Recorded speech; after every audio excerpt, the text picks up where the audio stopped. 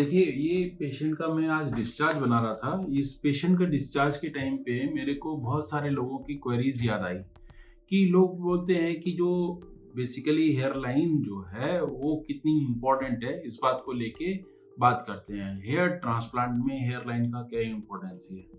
देखिए, ये जो यंग लोग होते हैं और उसके अंदर अगर हेयर लाइन रिसीड कर रही है, तो वो बहुत ज़्यादा कंसर्न रहते हैं हेयर लाइन को करेक्शन के लिए। नमस्कार, मैं doctor Anand Kumar Nagwani, plastic, cosmetic और हेयर ट्रांसप्लांट सर्जन। मेन मुद्दा लोगों का रहता है कि मेरी हेयर लाइन रिसीड कर गई है और हेयर लाइन रिसीड के साथ में मैं उसको कैसे करेक्ट कर सकता हूँ। एज ग्रुप अगर सोचिए 30-35 की है और उनके अंदर ग्रेड 2 की रिसीड करी है और यहाँ ग्रेड 3 की रिसीड करी है, तो इसको करेक्ट करना है। यानी कि उसको इस तरीके से लाना है कि 35 की एज जो है वो 35 की नहीं, एटलीस्ट 30 टू 35 की लगे या एटलीस्ट 35 की लगे। जब ये ग्रेड 3 की बाल्डनेस होती है और 35 की एज है, तो वो लगते हैं 45 के। ये एक बहुत बड़ा ही अपने आप में इशू होता है। सोशल एस्पेक्ट से अगर हम देखें तो कॉन्फिडेंस तो लो होता ही है। प्रॉब्लम वेरियस तरीके की आती है कि कॉन्फिडेंस लो होने से मतलब उनकी प्रोफेशनल लाइफ में, पर्सनल लाइफ में, सोशल लाइफ में सब चीज़ों की परेशानी आती है। इन सब परेशानियों को ओवरकम करने के लिए या तो वो सामने लेके आते हैं या फिर मतलब अलग अलग नाना तरीके की काम करते हैं। और इवन अगर हायर ग्रेड की बाल्डनेस होती है तो वो कैप का ही यूज़ करते हैं। तो ये तो क्योंकि पर्सनली कुछ न कुछ तो करेंगे, इसलिए ऐसा होता है। हम बात कर रहे हैं कि हेयर लाइन को कैसे करेक्ट किया जाए। एज ग्रुप कम से कम जिस एज ग्रुप का है वो ही एज ग्रुप का लगे। तो इसमें मेथड रहता है, अगर आप नेचुरली करना चाहते हैं तो हेयर ट्रांसप्लांट दो तरीके का होता है।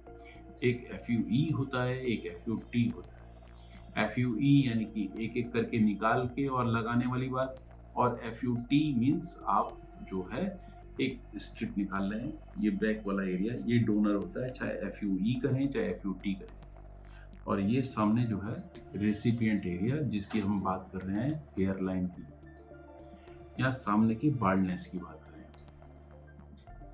तो इसको करेक्ट करने का तरीका है हेयर ट्रांसप्लांट। हमने डोनर से लिया और रेसिपिएंट पे लगाया। हमारे यहाँ कैलकाटा कॉस्मो एड के अंदर मेरे यहाँ लगाने की जो पद्धति है, जो सामने रेसिपिएंट एरिया पे, चाहे वो मैं FUE करूँ चाहे FUT करूँ, दोनों के अंदर सेम रहती है। हमारे यहाँ नो टच टेक्निक से किया जाता है।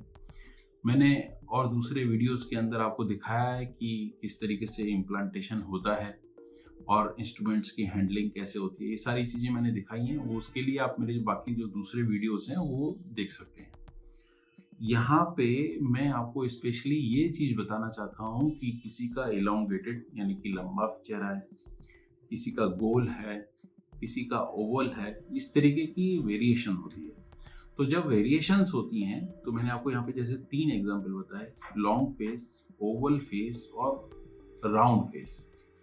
ये 3 तरीके के जो फेस में अगर ब्रॉडली कैटेगराइज करता हूँ तो हमको डिवाइड करना होता है पूरे फेस को, मीन्स 1/3, 1/3 और 1/3 में। तो अपर वाला जो 1/3 होता है उसके हिसाब से हमको एक हेयर लाइन ड्रॉ करनी पड़ती है। ये hair line basically break even line होती है। बेसिकली इसमें एक आप ये नहीं कर सकते कि आपने एक स्केल लिया, इस तरीके से स्केल लिया और स्केल को आपने ड्रॉ कर दिया। देखिए, ये जो एक बैंड है, पहले एक बैंड लगा लिया इस तरीके से और हेयर लाइन को ऊपर कर लिया। हेयर लाइन को ऊपर करने के बाद ये बैंड वाले जो हैं इस तरीके से गोल हो जाते हैं और ये रख के आपने एक अगर लाइन ड्रॉ कर दी तो ये आपकी एक आर्टिफिशियल लाइन आने वाली है। लाइन जो होती है बेसिकली एक जिगजैग पैटर्न में एक नॉन सिमेट्रिकल जिगजैग पैटर्न होता है। राइट एंड लेफ्ट में एक लिटिल वेरिएशन रहता है, ये एक नॉर्मल वेरिएशन होता है। और ये जब बनाई जाती है तो फेस को देखा जाता है ये कैसी लग रही है, बेसिकली कस्टमाइज होती है हर पर्सन के लिए। ये हर इंडिविजुअल के लिए एक कस्टमाइज हेयर लाइन होती है ताकि ये 100% नॉर्मल लगे। कई बार हम उनसे अगर उनके पुराने फोटोग्राफ्स अवेलेबल होते हैं तो हम उनको देखने की कोशिश करते हैं, समझने की कोशिश करते हैं कि इनका एक्चुअल क्या था। वहाँ पे हमको एक पिगमेंटेशन के अंदर स्लाइट वेरिएशन भी मिलता है। किसी किसी का कोई मोल होता है, कोई दाग होता है, तो वो बोलते हैं कि मेरी यहाँ पे थी। इस तरीके की मार्किंग उनकी नेचुरल, क्योंकि वो बचपन से याद रखते हुए आते हैं तो उनको पता होती है। तो ये भी हमको गाइड करती है। पिगमेंटेशन वाली बात मैंने कही, उसमें गाइड होती है।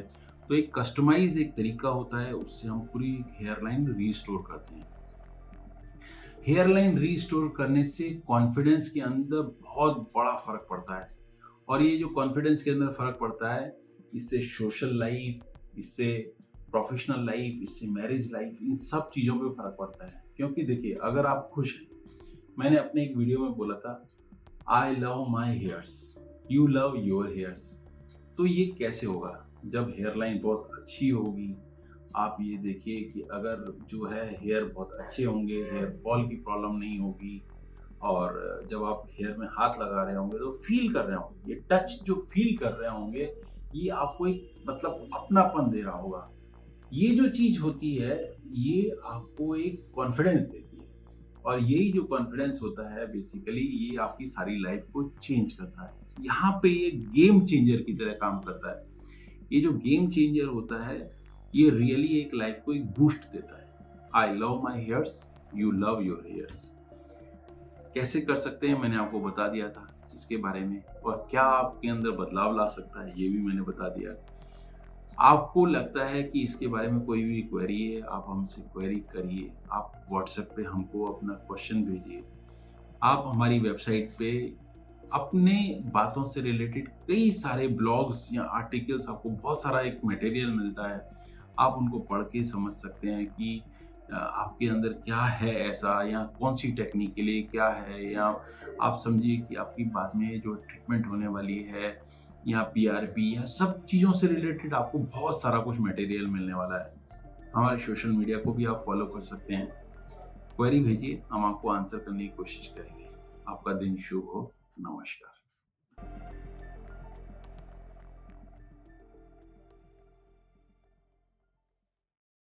हेलो दोस्तों, अगर आपने हमारे चैनल को सब्सक्राइब नहीं किया है तो कृपया इसे लाइक करें, शेयर करें और सब्सक्राइब करें।